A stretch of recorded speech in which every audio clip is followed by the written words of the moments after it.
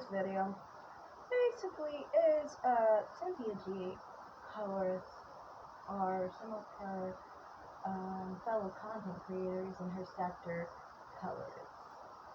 I've heard some people say in another thread basically that Cynthia G specifically blamed black women, dark-skinned black women, for colorism, or that they're the main ones that perpetuate colorism.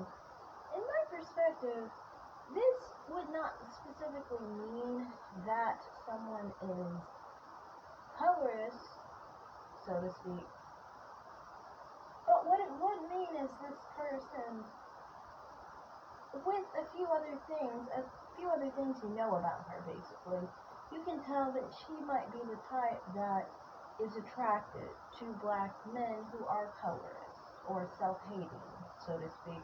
I don't really consider dark-skinned black men I don't consider them colorists. I consider them self-hating because, I mean, heck, they hate themselves. So, I mean, like, I don't see how it's colorist.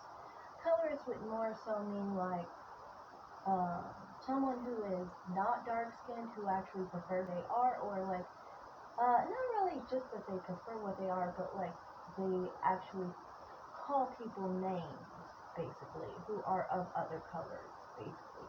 That's colorist to me, you know, discriminating against someone because of their skin tone, things like that. But anyway, I would think that by that type of rhetoric, you know, many of the time when people focus on dark-skinned black women being the perpetuators of colorism, they're also the same type of people who are, you know, of a lighter complexion. I wouldn't say she's light-skinned, but she's light brown.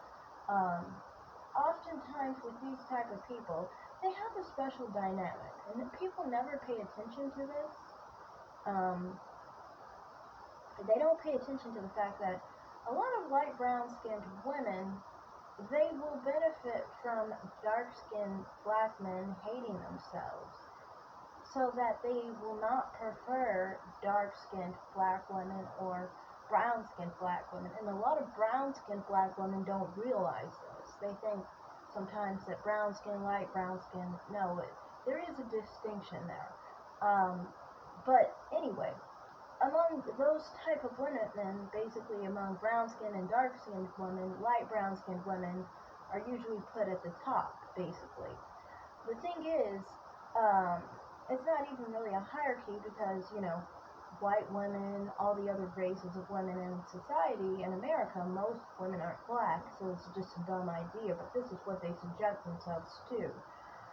Anyway, these people will often try to create, like when they delve into colorism, they want to focus on the people that basically are put above them, like the biracials, the light skin, the very light skin, and the people who are of other races, basically, because this is what they feel makes them feel less than, and so then they will use, especially among in the black community, pit dark skin against light skin and biracials.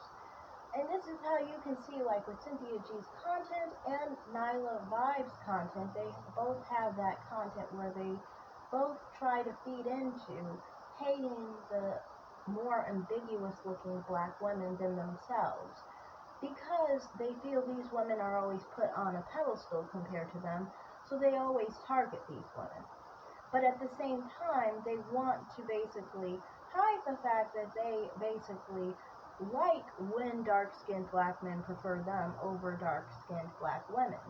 And this is why they will try to say dark-skinned black women are the main perpetuators of colorism, and to try to avoid the colorism and the self-hate, basically, of dark-skinned black men, because when we focus on that, they get exposed, basically. Because, like I said, when they're light brown, like that, they can find some kind of preference, and they like it. They just don't, what they don't like is the fact that they're not as light as so-and-so, basically. They're not as mixed as the next person. That's what they're upset at. They're not upset at the fact that someone hates themselves and likes them because they hate themselves or whatever. They just hate that they weren't white enough. They weren't light enough, basically. So basically, in these situations, I feel like, with the whole thing that Nyla Vibes did her last live on, it kind of, to me, made sense that some people did see how she did that live, that she was actually being colorist to a divested zealot. And I kind of didn't understand it at first, but then when I really thought about it, I was like, oh, yeah, you look at Nyla Vibes. It's more prominent with her than, like, Cynthia G, because Nyla Vibes does not have hair, or at least she doesn't show her hair. We don't know what her hair looks like. She, doesn't have an attractive face. Her face is a 5. And she's well obese, or obese, or however you say it. So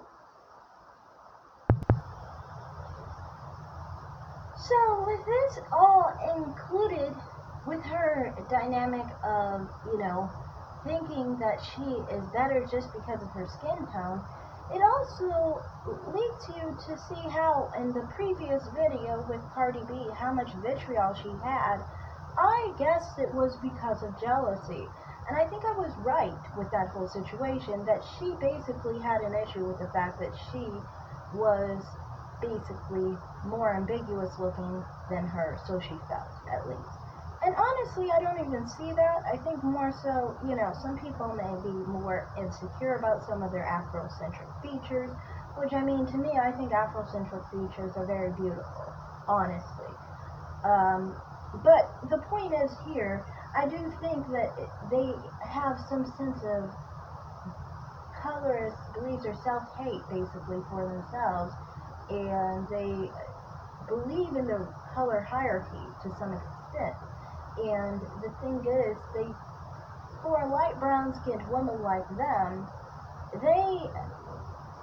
their best bet basically is to create some kind of dissension against light skinned black women, and also to make dark skinned black women look negatively, and also to try and basically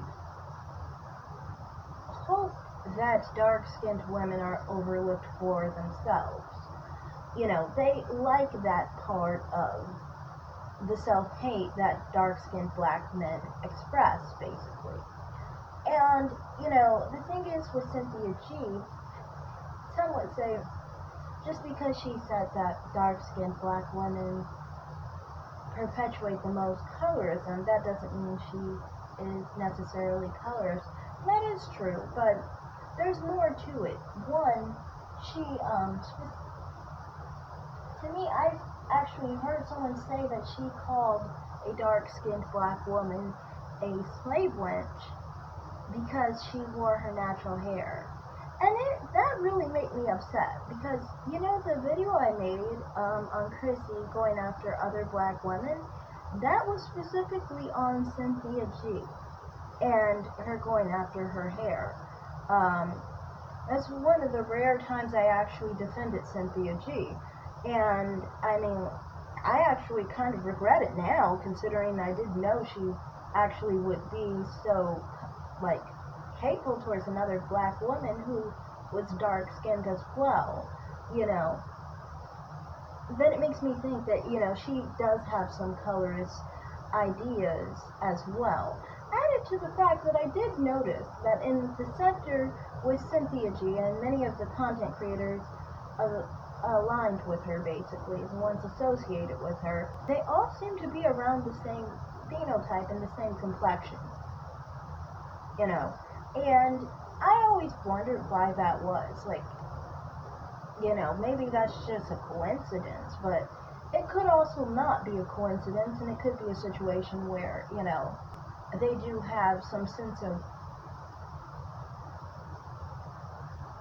colorist bias, basically. But, yeah, that's basically all I have to say in this video, With that said, like to Gucci are not really based in colorism. I just came across a post that was implying that these people may have been colorists.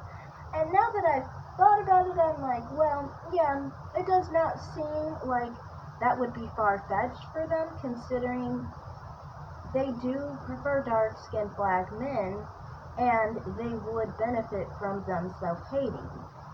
So, that's just something I've just recognized. That's all I'm going to say in this video. I think it's long enough, so thanks for watching, and bye.